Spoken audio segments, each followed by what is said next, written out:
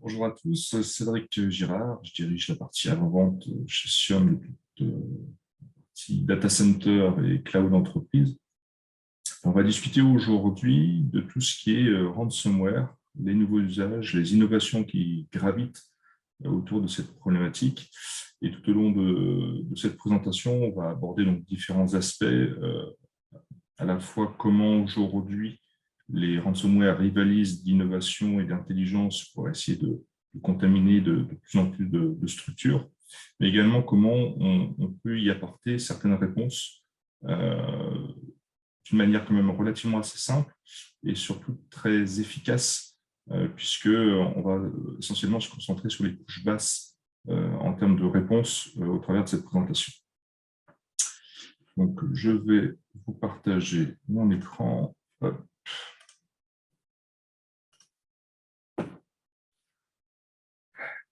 Ok, tout le monde voit mon écran. Super. Je vais juste enlever cette partie-là. Ok. Donc, écoutez, on va creuser un petit peu en détail cette partie passionnante qu'est les ransomware. Alors, je dis passionnante avec un petit rictus, puisque aujourd'hui, on est obligé d'en parler à cause de l'actualité. Il n'y a pas une semaine qui se passe sans que, pour autant, il y ait des structures, qu'il y ait des entreprises de tailles complètement diverses qui, malheureusement, se font attaquer par ce type de ransomware et qui en subissent les conséquences.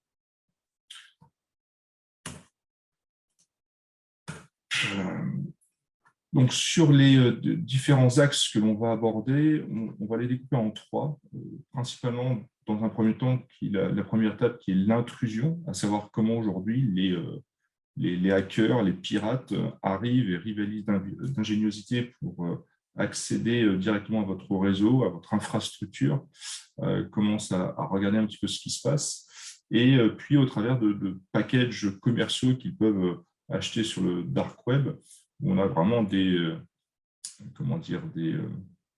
packages logiciels qui sont vraiment mis à disposition pour exploiter des failles, pour automatiser les tâches de recherche. Et on va regarder effectivement comment on va pouvoir détailler et répondre à ce type de process qui se veut industriel, mine de rien. Et également comment aujourd'hui ces ransomware impactent votre business dans le cas où vous faites infecter, et voir quels sont justement les éléments identifiés pour voir comment on peut y répondre encore une fois. Donc, sur la partie intrusion, il y a plusieurs méthodes possibles. Et là, franchement, il y a vraiment beaucoup d'ingéniosité qui sont développées, beaucoup de matières grises consommées pour y arriver. Autour des nouveaux usages, on va certes y inventorier les emails, puisque aujourd'hui, la plupart des menaces arrivent par email avec un mail plutôt bien fait, sans faute d'orthographe, qui explicite une problématique précise, qui peut vous induire en erreur, ou induire en erreur vos collaborateurs, qui malheureusement vont cliquer sur ce lien-là, qui du coup va commencer à initier cette intrusion. De même manière, il va y avoir de plus en plus de reverse engineering, d'ingénierie sociale autour de vos utilisateurs pour essayer vraiment de cibler de manière la plus précise possible le type d'attaque par rapport à la fonction qu'a le salarié dans l'entreprise. Donc, ce que l'on voit également aujourd'hui, c'est également l'information comme quoi vous êtes fait voler vos données. C'est-à-dire que les notifications auprès des journaux, auprès des organismes d'information sont directement publiées pour automatiser et donner de l'importance à ce vol de données, pour que derrière, la criticité de pouvoir les récupérer soit d'autant plus pondérée en la faveur des hackers pour que vous cédiez tout simplement au chantage. À l'inverse, on a également des tendances où on essaye de minimiser au travers des demandes des hackers, de minimiser cet impact d'information en fonction de la stratégie, tout simplement en faisant taire leurs victimes pour éviter justement qu'ils aillent déclarer leur sinistre auprès des autorités compétentes, pour que justement il y ait un rapport et plutôt une très grosse proximité entre les rançonneurs et les victimes. On voit, ce n'est pas forcément très développé hein, en termes de détection, mais il y a également maintenant des recrutements internes, à savoir où on propose de l'argent directement à des personnes qui sont à l'intérieur de l'entreprise pour exploiter et justement introduire des ransomware, des virus directement en interne. Le phishing ciblé, alors ça revient un petit peu sur le principe des mails ou des appels téléphoniques. Là, l'idée, encore une fois, c'est de pouvoir cibler une personne ou un service, essayer de s'introduire avec une méthodologie qui est propre à la fonction. Et là, encore une fois, il y a de l'ingéniosité, il y a de l'étude, il y a du temps qui est passé dessus. Et donc, l'idée, c'est vraiment de garder ça en tête pour voir comment on peut, encore une fois, y répondre. Et pour y répondre, du coup, il n'y a pas 36 moyens pour y arriver. On dit souvent que le maillon faible est entre le fauteuil et le clavier. C'est souvent vrai.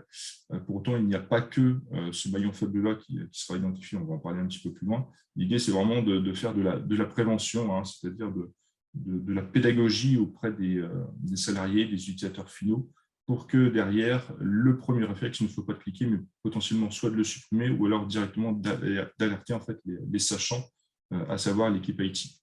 Et il y a également la détection de ces fameuses intrusions, parce qu'une fois que le ransomware est installé chez vous, il va venir dialoguer avec les pirates qui, bien entendu, ne sont pas physiquement chez vous, mais potentiellement sur un autre continent. Donc, l'idée, c'est de savoir aujourd'hui comment on va pouvoir détecter ces intrusions. Au-delà des intrusions, il y a également une grosse tendance qui est l'industrialisation des processus.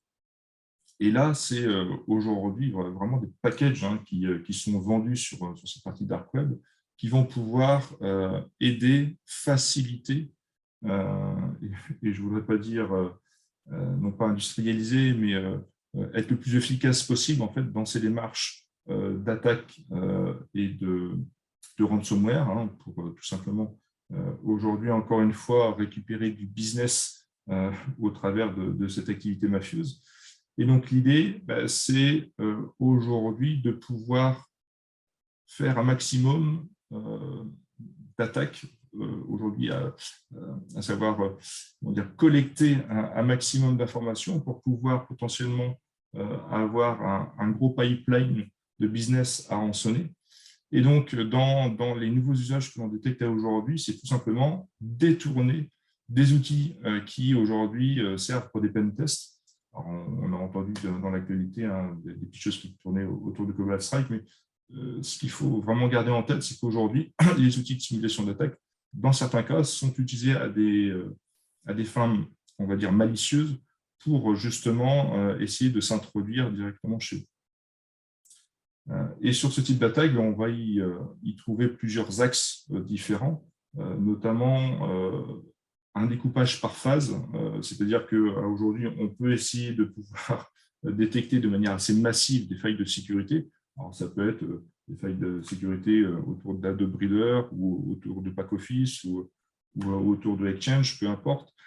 Puis après, derrière, de pouvoir cibler minutieusement l'attaque qui va pouvoir permettre de pouvoir rançonner directement les sociétés qui sont ciblées. De la même manière, on voit de plus en plus d'attaques sur des systèmes qui étaient peu affectés par le passé, notamment autour de tout ce qui est système Linux, hein, serveur web. On a également eu des grosses failles, on a eu des failles également sur la partie ESXi, hein, qui représente un gros parc aujourd'hui sur le plan mondial de la partie virtualisation, avec la partie chiffrage de V-disques, etc. De la même manière, si vous commencez à travailler avec de l'IoT, ça peut être des caméras, ça peut être des périphériques qui sont connectés aujourd'hui à votre réseau. Si ces derniers ne sont également pas patchés et régulièrement mis à jour, vous ouvrez potentiellement à des failles de sécurité, pourquoi pas du 0-day, en fonction des périphériques concernés. Les outils d'administration également, hein, ça est considéré aujourd'hui comme des applications métiers à proprement dit, à savoir encore une fois, essayer de plus en plus de garder vos systèmes, notamment d'administration, avec un minimum de sécurité. Alors certes, il y a les mises à jour, mais également, et on va le voir juste après, comment on va pouvoir aujourd'hui faire en sorte que l'accès à ces outils d'administration soit le plus sécurisé possible.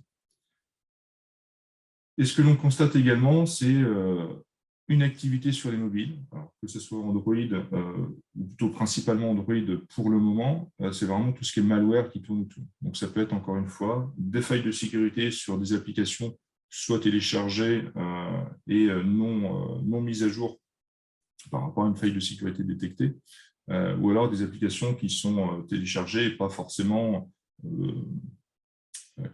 respectant en fait les best practices avant leur mise à disposition sur les stores. Et donc, encore une fois, de manière assez globale, l'idée à aujourd'hui, c'est de pouvoir être le plus à jour possible, tant sur la partie applicatif, métier, outils d'administration, mais également sur toutes les couches basses de votre infrastructure, à savoir la virtualisation, les accès aux consoles, les accès à vos outils de sauvegarde, etc., etc. Donc, pour y arriver, une grosse tendance qui est née ces derniers mois, voire ces dernières années, c'est vraiment avoir une politique zéro trust, c'est-à-dire à aujourd'hui pouvoir identifier n'importe quel flux réseau, que ce soit sur votre WAN, bien évidemment, au travers de votre routeur firewall, mais également sur la partie LAN. Et c'est là où aujourd'hui l'exercice est beaucoup plus complexe, puisque en fonction de votre stratégie, en fonction des outils, de vos choix technologiques et des socles que vous allez utiliser, l'exercice peut être relativement lourd à mettre en place et surtout à administrer sur le long terme.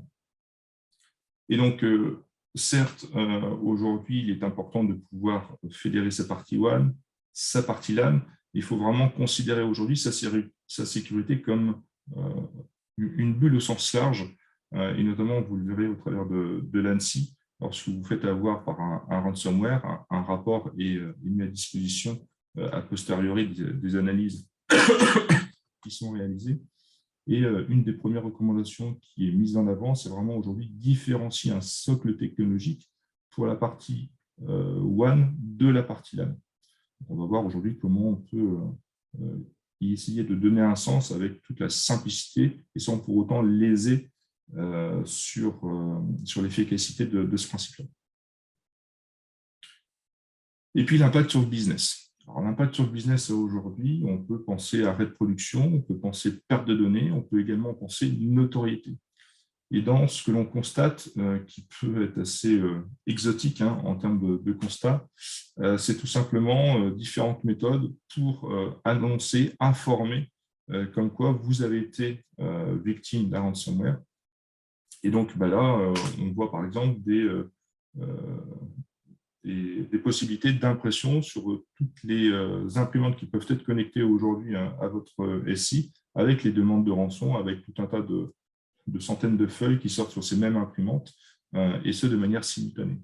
Vous voyez un petit peu, essayer de ressentir le sentiment qu'on peut avoir lorsqu'on constate ce genre de choses. Ça donne vraiment un coup, et il faut pouvoir du coup l'assimiler, le gérer, et surtout ne pas se laisser abuser par ce type d'attaque. Également des réinitialisations de mots de passe. Une fois que l'intrusion a été réalisée, bien souvent, on profite d'élévations de droits dues à des failles de sécurité non corrigées. Et donc, on va venir réinitialiser les mots de passe d'administration qui potentiellement pourraient servir à corriger l'infection. Dans la même perspective, vous avez également tout ce qui est, alors on connaît les problématiques des sauvegardes, on a du chiffrage de sauvegarde, on a également des suppressions de sauvegarde. L'idée, encore une fois, c'est de pouvoir donner du poids au chiffrage de la donnée pour orienter véritablement vers le versement de la rançon, pour pouvoir récupérer la donnée. Alors, bien souvent, vous n'allez pas récupérer toute partie de votre rançon, puisqu'ils vont peut-être vous en débloquer 20%, redemander une rançon supplémentaire, etc., etc.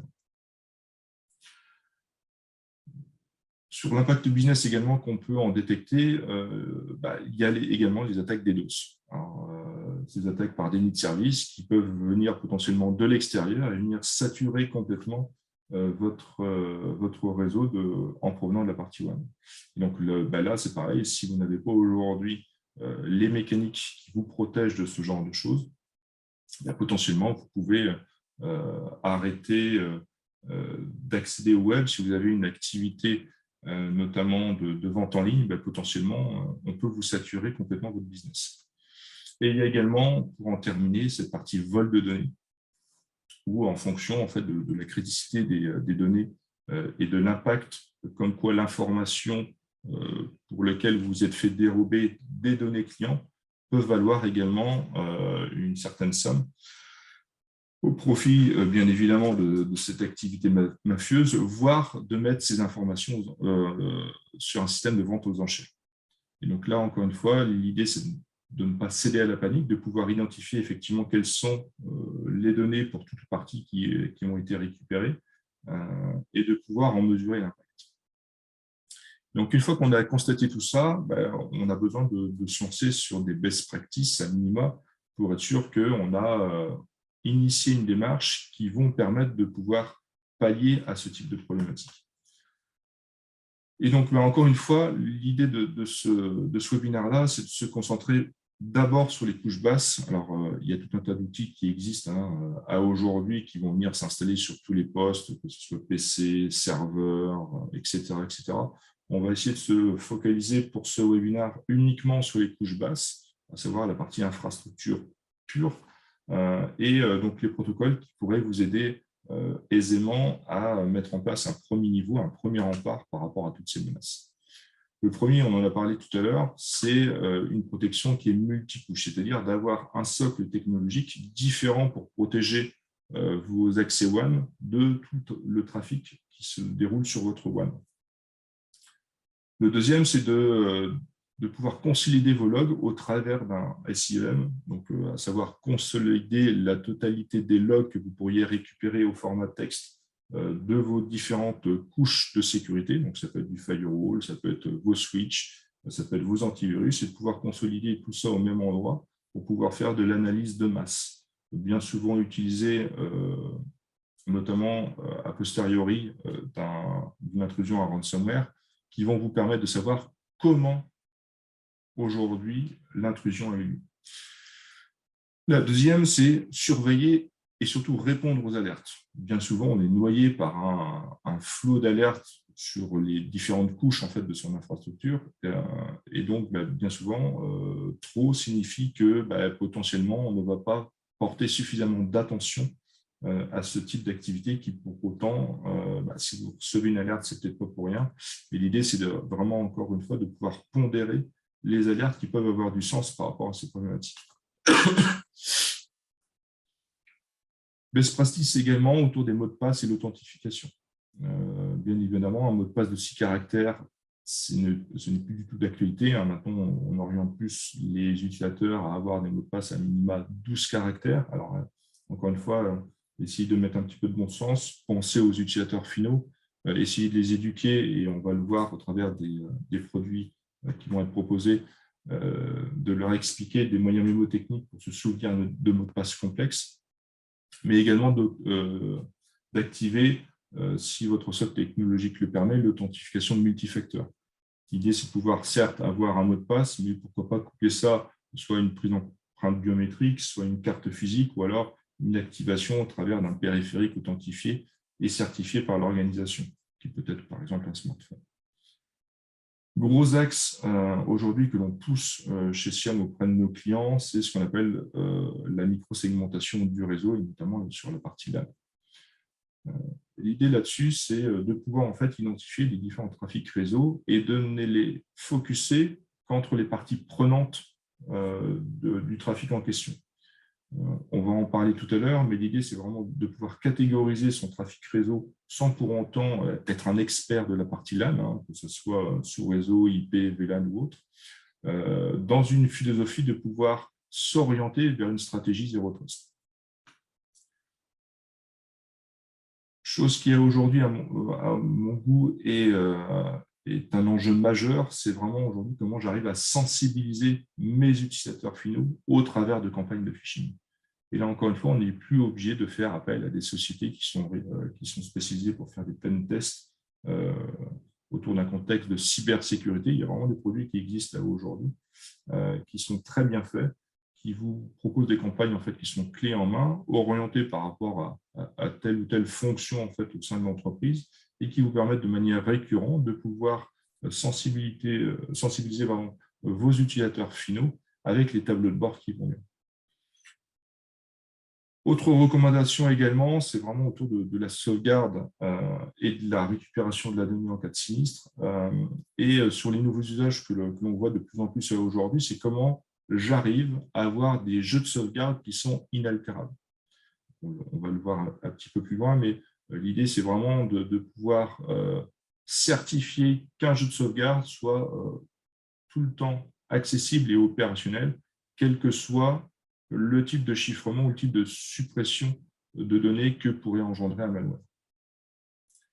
Et dernier conseil qu'on peut vous donner sur ces fameuses couches basses, c'est autour de son plan de reprise d'activité.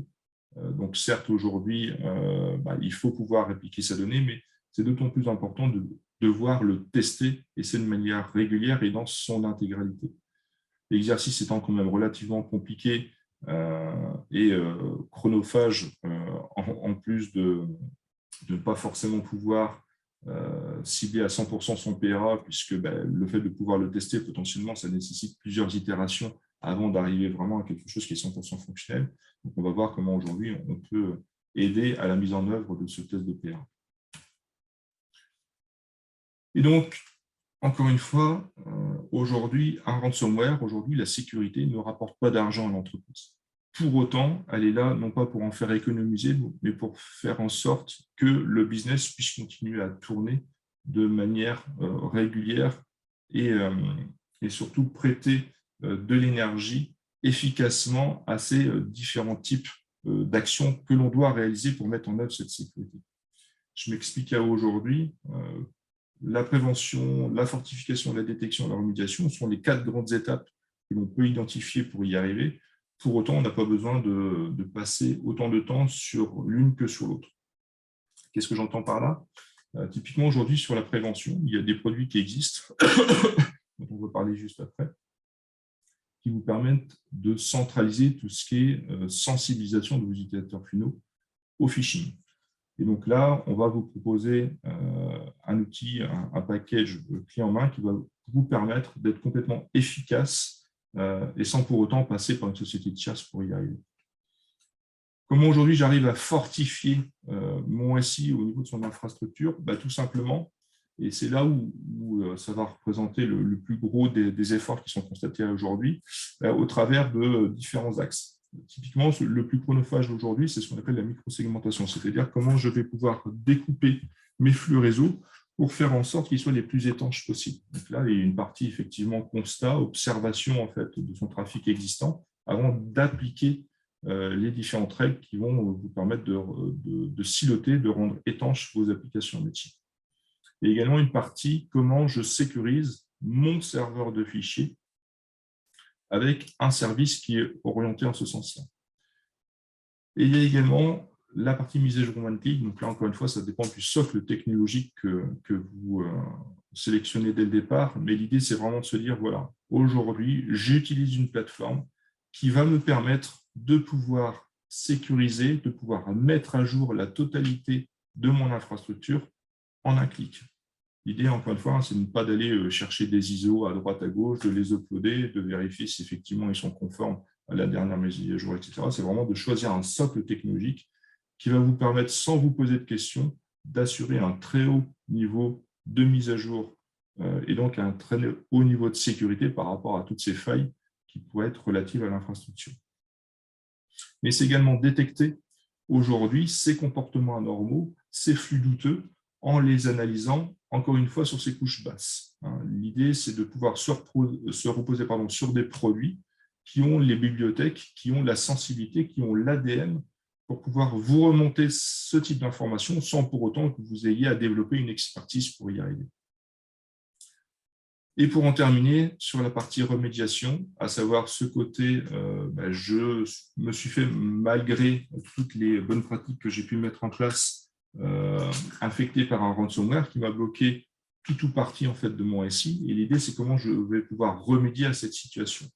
Donc là-dessus, on va s'appuyer soit sur des sauvegardes, soit sur des plans de reprise d'activité, Mais l'idée, encore une fois, c'est d'être le plus efficace possible pour pouvoir restaurer l'intégrité de son SI, de pouvoir le protéger pour qu'il puisse perdurer et donc s'exécuter normalement. Et donc là-dedans, c'est vraiment d'avoir une stratégie qui est globale sur cette partie infrastructure. Donc on a parlé de la partie prévention, fortification, détection, remédiation. Et sur cette partie de prévention, on vous conseille aujourd'hui un produit qui s'appelle Sophos PhishThreat, qui s'occupe de toute la partie campagne de phishing. Sur la partie fortification, on va vous orienter principalement sur Nutanix, que vous allez pouvoir retrouver notamment sur les autres couches, mais au travers de Nutanix Flow pour la partie microsegmentation, Nutanix Files pour cette partie service de fichiers, la partie Stigs et Lifecycle Manager pour toute la partie mise à jour en automatique sur tout ce qui est CVE et sécurité, etc. Security Central également pour s'assurer que toutes vos VM sont bien répliquées d'un site à l'autre, mais également la partie Cato Networks qui va vous permettre de pouvoir fédérer notamment toute la partie WAN et interconnexion entre vos sites avec la sécurité qui est directement incluse nativement en fait, dans la solution. Sur la partie détection, encore une fois, différentes couches Nutanix qui viennent s'additionner et viennent se compléter, notamment sur la partie détection, mais c'est sur cette partie service de fichiers, comment je vais pouvoir détecter des activités malicieuses, tout comme sur la partie flux réseau au niveau du LAN. Et bien évidemment, Cato Networks également sur la partie WAN sera capable, avec toute la partie Next-Gen Firewall, anti-ransomware, de pouvoir vous proposer un deuxième rempart qui, lui, va pouvoir inspecter en profondeur en fait, vos différents flux réseau.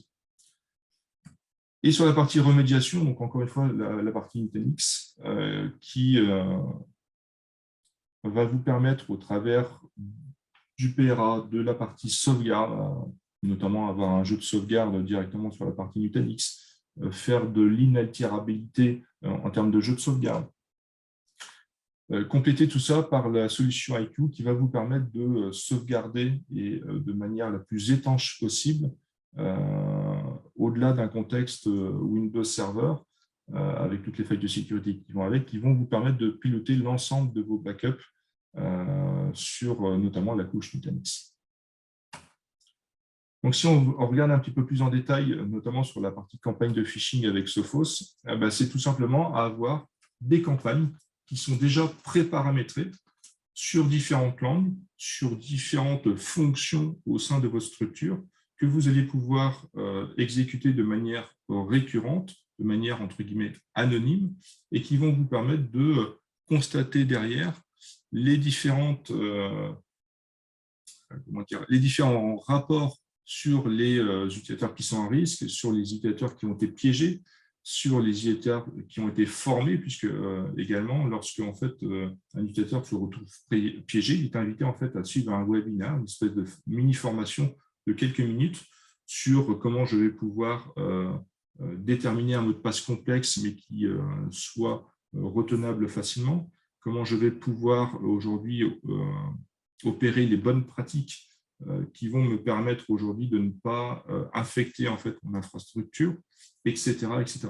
Donc, le produit est relativement bien fait, il vient se greffer directement à votre Active Directory.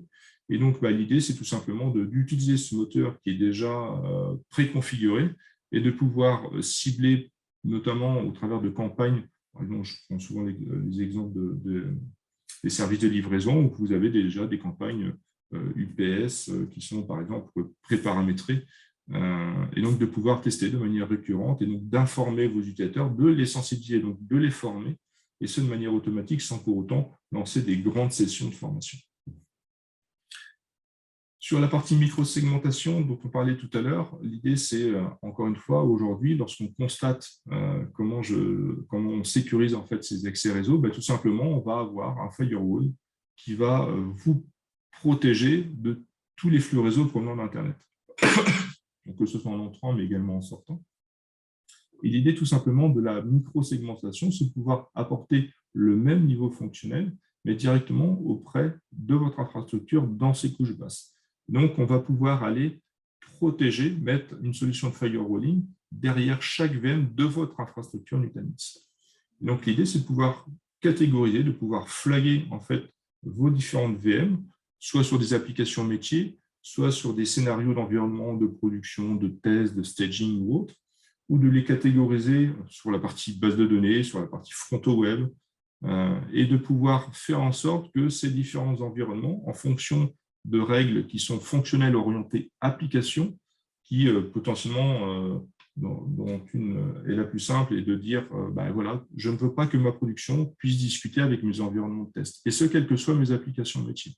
Puis après, de dire, pourquoi pas, ben, je ne veux pas que mes applications métiers puissent discuter entre elles. Et pourquoi pas, plus finement, dans cette application métier, dire ben, tout simplement, ben voilà, aujourd'hui, moi, je veux que mon serveur de base de données ne soit accessible que par mes serveurs RDS qui hébergent mes clients lourds, qui sont eux-mêmes accessibles de mes utilisateurs finaux, et uniquement. Donc là, l'idée, c'est vraiment, encore une fois, de pouvoir simplifier l'exercice de la sécurité en exprimant un besoin fonctionnel qui est traduit et opéré directement par Nutanix. Et ce, dans un contexte multi-VLAN. Encore une fois, après, sur les différentes couches que l'on vous propose aujourd'hui, on a des petits webinaires sur notre chaîne YouTube qui vous permettent, au travers de 45 minutes, de voir la théorie, mais également la partie pratique et mise en place en fait, de toutes ces technologies.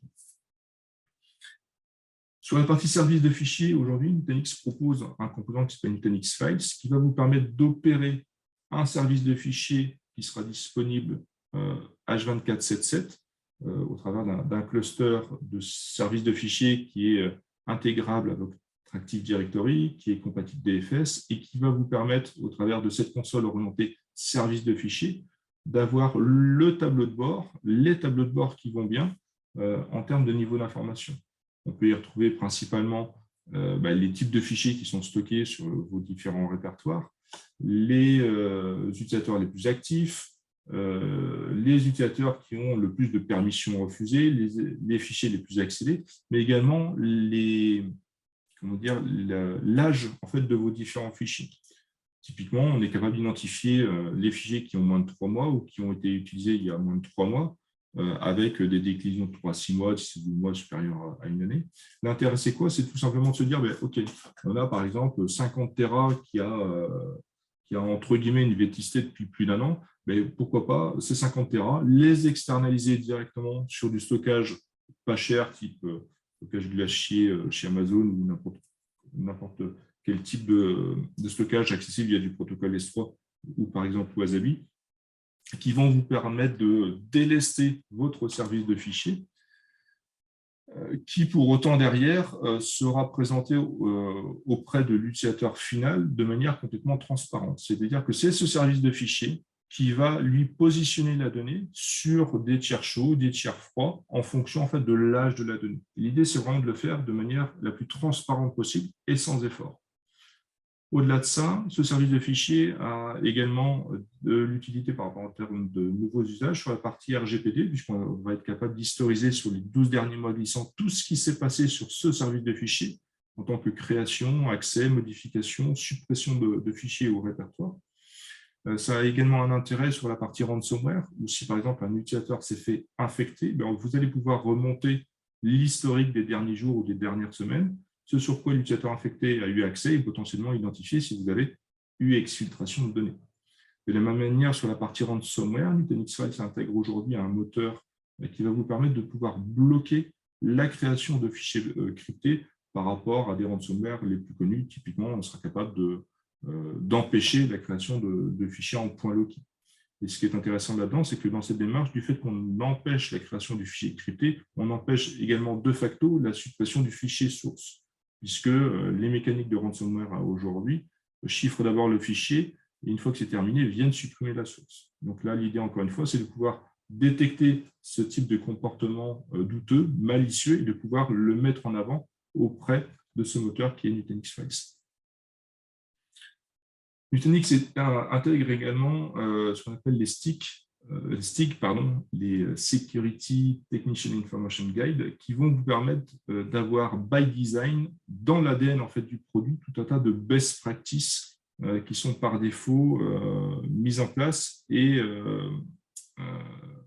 qui vont venir faire bénéficier en fait toutes les mises à jour de sécurité autour des CVE qui peuvent être identifiés aujourd'hui d'une manière mondiale.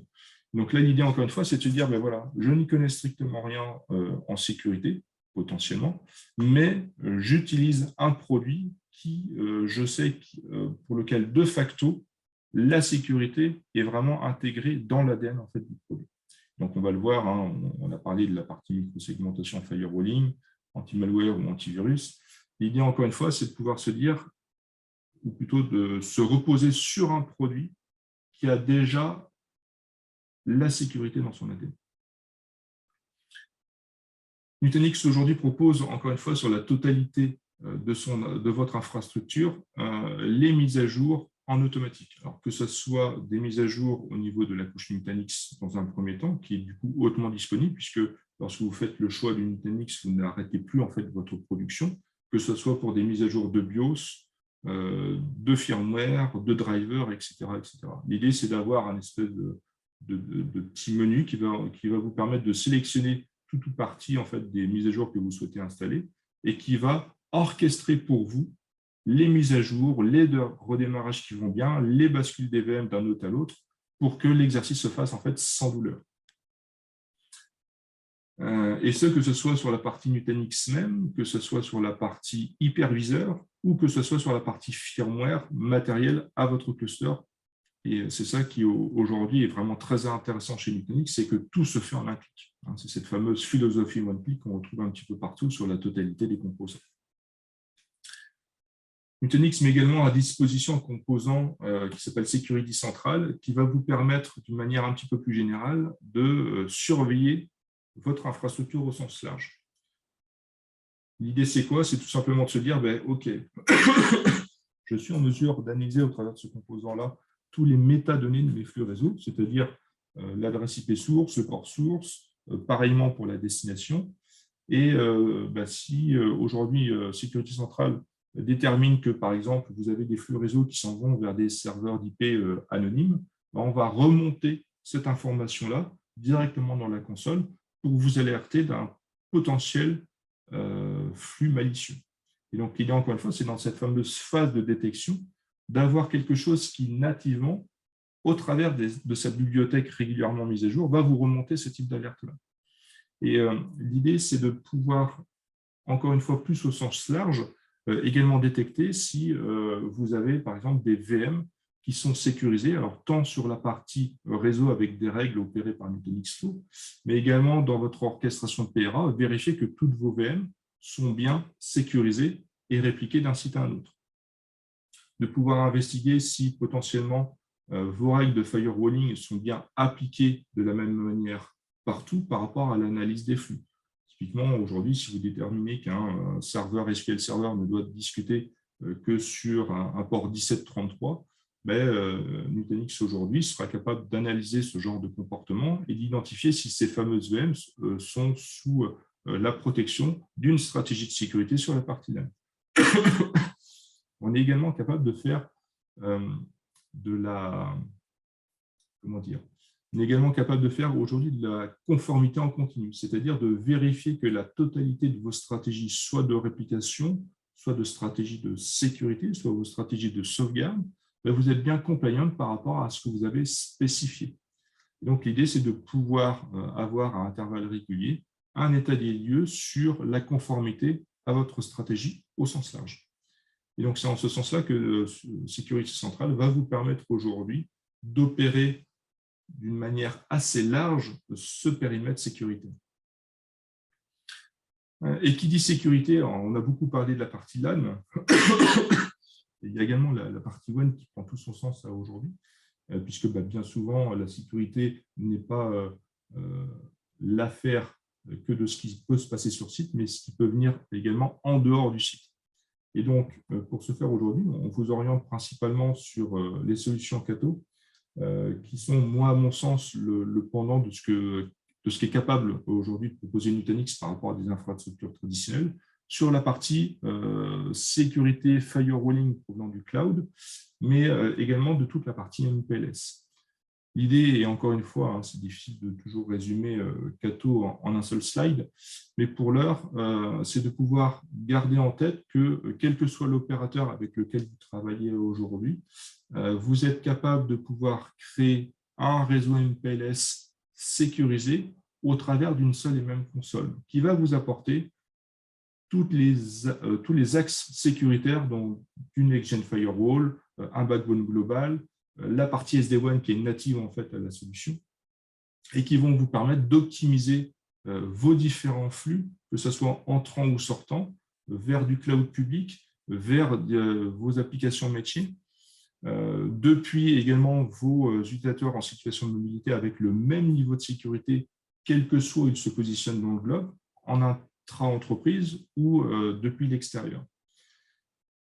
Et l'idée, c'est de faciliter la mise en œuvre de la sécurité, encore une fois, en se reposant sur des sachants, en se reposant sur un socle technologique qui va intégrer au travers d'une même console la totalité de vos besoins en termes de sécurité provenant d'Internet. Et donc, on est capable aujourd'hui, avec les solutions Cato, de pouvoir, avoir une seule et même interface pour gérer son MPLS, ses sorties Internet, quel que soit le nombre de sites que vous avez là aujourd'hui, et de pouvoir faciliter notamment les mises à jour qui pourraient avoir lieu sur les différents firmware, donc les sockets matériels qui peuvent être positionnés en termes de compliance sur chacun de vos sites, mais qui vont permettre notamment, sans mise à jour, puisque du coup, toute la partie firewalling est gérée en global dans le Cato Space, sur la partie backbone Cato, et qui vont vous permettre d'avoir le plus haut niveau de sécurité possible, notamment par rapport à toutes les CVE qui peuvent être publiées aujourd'hui. Et ce qui est vraiment intéressant là-dedans, c'est que la facilité de mise en œuvre, mais également le niveau de sécurité proposé par Cato est bien au-delà de ce qu'on peut retrouver chez les grands acteurs de MPLS ou fournisseurs d'accès à Internet. Qui dit sécurité également, et on l'a vu sur les derniers axes en termes de remédiation, on parle également de plan de reprise d'activité. En cela, aujourd'hui, on vous propose, au travers de la solution Nutanix Sleep, qui va vous permettre de pouvoir répliquer vos VM d'un cluster à un autre, alors que ce soit sur le même site, également sur un site distant ou alors sur une plateforme de cloud public, type Amazon, Azure, OVH, peu importe, pour lequel vous allez pouvoir répliquer de manière synchrone ou asynchrone vos différentes VM. L'idée, c'est tout simplement de se dire quoi? C'est de pouvoir orchestrer son plan de reprise d'activité en catégorisant vos VM, en les séquençant et en les démarrant par vague en fait, sur la cible que vous souhaiterez, et de pouvoir derrière tester votre PRA pendant la production sur un environnement complètement isolé de votre réseau de production. Et là, tout simplement, c'est de pouvoir exécuter pendant la production le redémarrage de vos VM séquencés par étapes qui vont vous permettre derrière de vérifier que votre PRA est viable et ce, en cours de journée. Vous n'aurez plus en fait de grosses opérations, de grosses manœuvres à faire le soir ou bien souvent le week-end pour vérifier effectivement que votre SI est capable de repartir en l'état. Et donc l'idée, c'est de pouvoir le automatiser à outrance et de pouvoir notamment sur ces différentes phases de démarrage, de pouvoir lancer des scripts shell ou PowerShell pour tester notamment la partie métier. Lancer des scripts PowerShell pour vérifier son Active Directory, l'intégrité de sa base SQL Server, des scripts shell pour tester toute activité sur toute application de métier qui pourrait avoir une couche Linux, MySQL, des serveurs Red Hat, etc., etc. Et donc le tout, on va pouvoir, et ce de manière globale, tester son PRA, alors soit avec un système de remontée de log par mail ou alimentation dans un canal dans Slack ou dans Teams, etc., etc. Mais l'idée, c'est de pouvoir vraiment le faire en cours de journée et de pouvoir l'effacer une fois qu'on a terminé. On est également aujourd'hui très demandé sur le fait de pouvoir étanchéifier son système de sauvegarde. Donc pour ce faire, il y a différents axes qui existaient aujourd'hui. Nutanix propose Nutanix Mine, qui est une appliance qui va être dédiée à la partie backup, qui va notamment pouvoir vous proposer un système de stockage inaltérable basé sur de l'objet, ou n'importe quel protocole S3. L'idée, c'est vraiment de se dire, voilà, j'ai une appliance de sauvegarde pour lequel ma solution de sauvegarde elle-même ne pourra pas venir supprimer son jeu de sauvegarde puisqu'on l'aura flagué dès le départ avec une certaine rétention d'inaltérabilité. Et c'est vraiment quelque chose aujourd'hui qui est de plus en plus demandé, alors soit en stockant la donnée on-premise ou alors en garantissant le même niveau de service d'inaltérabilité sur du stockage externe, type Wasabi par exemple, ou n'importe quel type de stockage ayant du versionning avec du protocole S3. Et donc l'idée, c'est de pouvoir bénéficier d'une solution de sauvegarde. Donc nous, aujourd'hui, on vous oriente principalement vers IQ. Et donc pourquoi IQ? Parce que tout simplement, c'est une solution qui, n'a pas besoin de proxy sur chacun des nœuds du cluster pour avoir un minimum de performance, mais c'est également la solution qui va vous permettre de suivre les nombreuses innovations que propose aujourd'hui Nutanix en termes de services, en termes de versionning également, et qui va vous permettre de sauvegarder la totalité de vos VM au travers d'une seule et même appliance qui va venir en fait piloter les API Nutanix pour opérer les sauvegardes qui vont bien. Ce qui est intéressant avec IQ, c'est que vous allez pouvoir notamment avoir un jeu de sauvegarde directement basé sur des snapshots Nutanix. C'est-à-dire que vous serez capable de restaurer tout ou partie de votre SI en moins d'une minute,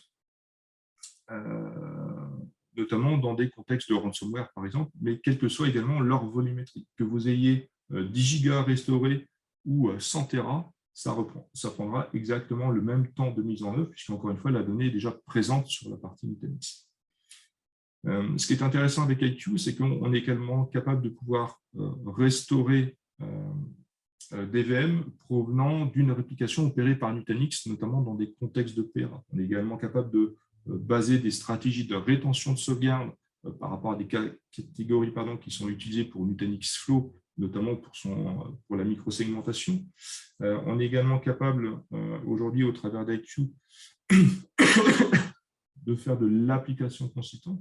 Donc, encore une fois, que ce soit de l'Oracle, du SQL Server, de l'Active Directory, de l'Exchange, on est capable d'avoir cette notion d'application consistante by design dans le produit. Ce qui est très intéressant également, c'est qu'on travaille sans agent.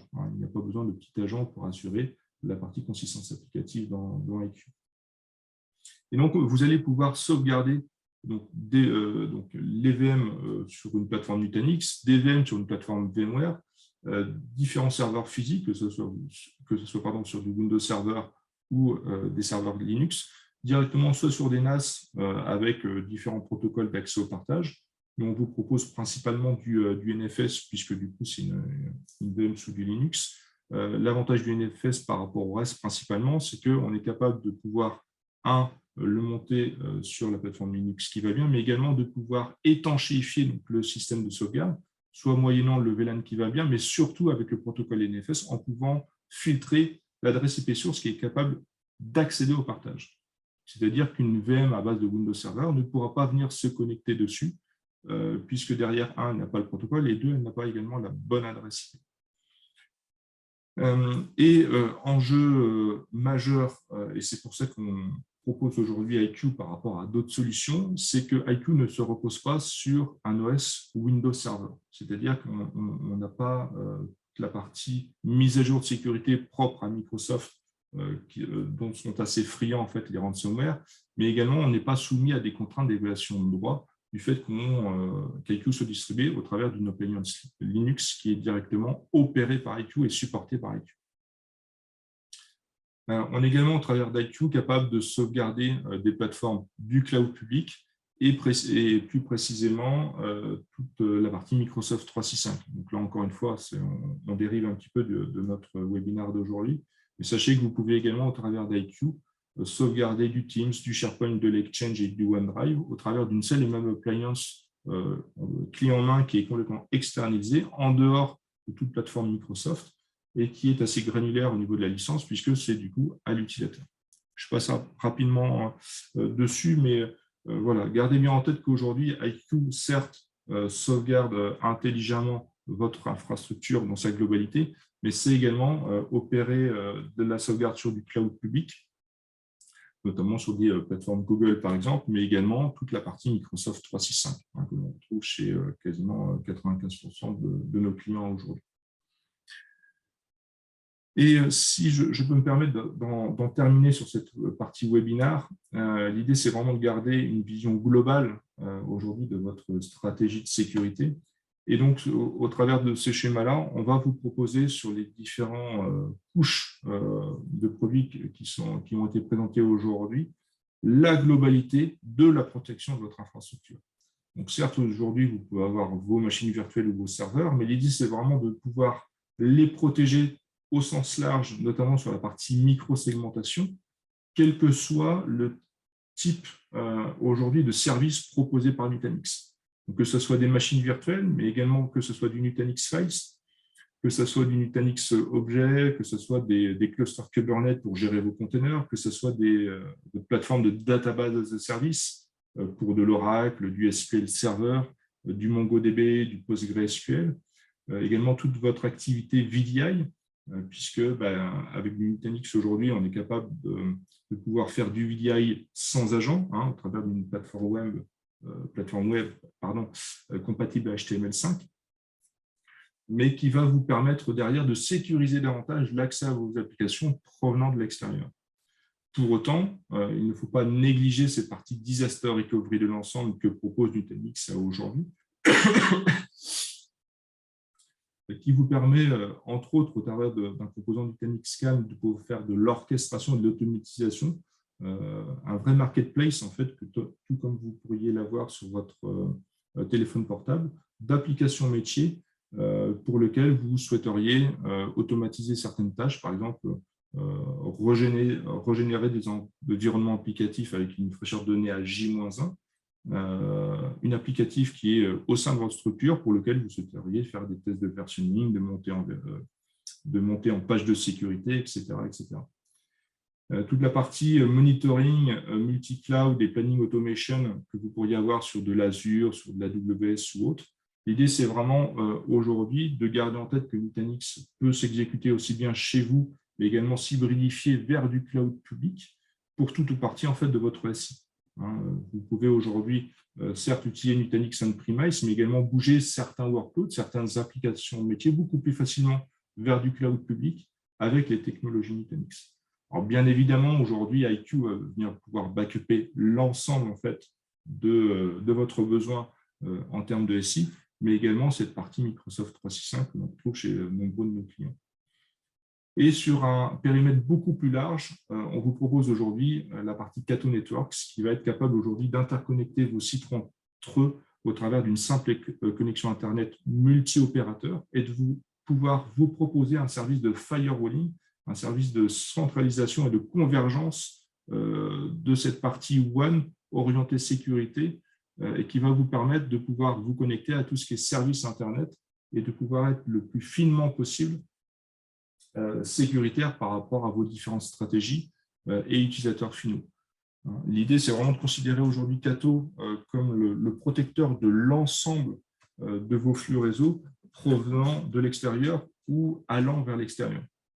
Ce qui était vraiment très intéressant, notamment avec Cato, c'est que, à la différence notamment des grands opérateurs, on sera, entre autres, capable de gérer la sécurité au sens large, puisqu'on est capable de pouvoir positionner des règles de sécurité au niveau de l'utilisateur, quel que soit son site de connexion, et ce, même s'il est en dehors, mais également pouvoir proposer des règles de firewalling globales en termes d'accès à certains sites, pouvoir proposer au travers des couches CASB une sécurité granulaire pour accéder à certains services et pouvoir, entre autres, prioriser ces flux réseau, que ce soit en sortant avec des mécanismes du QoS, mais également en entrant, puisque, encore une fois, Cato va venir vous protéger sur l'ensemble de vos flux réseau, et donc va venir pouvoir vous aider à sécuriser davantage toute cette partie accès à Internet.